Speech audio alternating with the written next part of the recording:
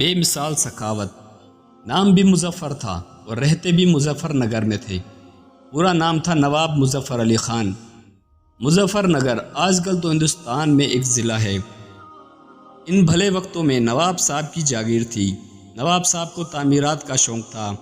اسی شوق برائی کے لیے اپنی ایک وسیع و عریض باغ کے بیچوں بیچ ایک بنگلہ بنوایا۔ خرچ بھی خوب کیا اور نگرانی بھی خوب کی۔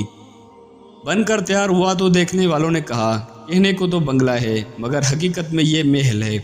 وقتاً تھا بھی ایسا ہی، لوگ دیکھتے اور دانتوں تلے انگلیاں دبا لیتے۔ نواب صاحب کا ارادہ تھا کہ اس کا افتتاح بڑی شان و شوکت سے کریں گے۔ اسی ارادے کے پیش نظر صفائیاں دھلائیاں وغیرہ ہو رہی تھیں۔ ریشمی پردے اور فرش فروش بچھائے جا رہے تھے۔ آرائش و زیبائش کا کام آخری مراحل میں تھا۔ انہی دنوں مظفر نگر کے رہائشی ایک غریب آدمی کی بیٹی کی شادی طے پا گئی۔ لڑکی والوں نے کہا ہم بارات میں 100 آدمی لائیں گے۔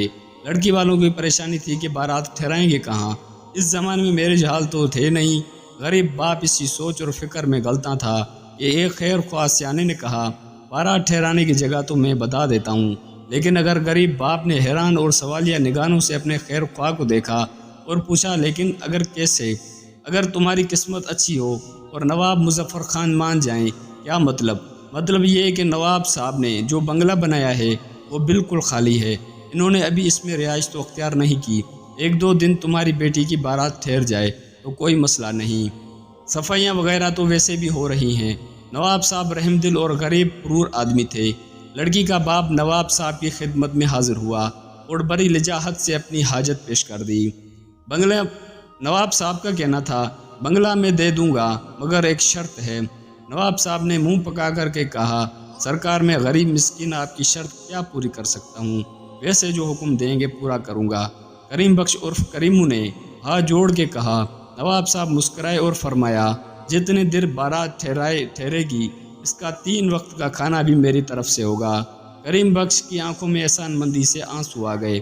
اس نے پگڑی کے پلوں سے آنسو پوچھتے ہوئے کہا نواب صاحب آپ نے مجھے خرید لیا ہے، ساری زندگی بھی لٹا دوں تو آپ کے احسان کا بدلہ نہیں ہو سکتا۔ نواب صاحب نے کہا میاں کریمو اب میرے بنگلے کا افتتاح تمہاری بیٹی کی بارات سے ہی ہوگا۔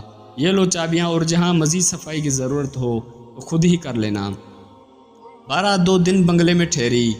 پلاؤ اور متجن کی دیگیں پک پک کر آتی رہیں۔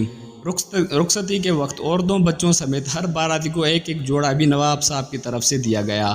بارات رخصت ہوئی تو کریم بخش احسان کے بوجھ تلے شکریہ کے احسان میں ڈبڈباتی آنکھوں سے نواب صاحب کی خدمت میں چابیاں واپس کرنے آیا تو نواب صاحب نے چابیوں کو کچھا اٹھاتے ہوئے کہا یہ بنگلہ تو باغ سمیت ہم نے تمہاری بیٹی کو دے دیا، بلکہ اسی وقت دے دیا تھا جب تم بارات کے ٹھہرانے کی اجازت لینے آئے تھے۔ اللہ تعالیٰ ہمیں بھی سخاوت کی دولت سے مالا مال فرمائے۔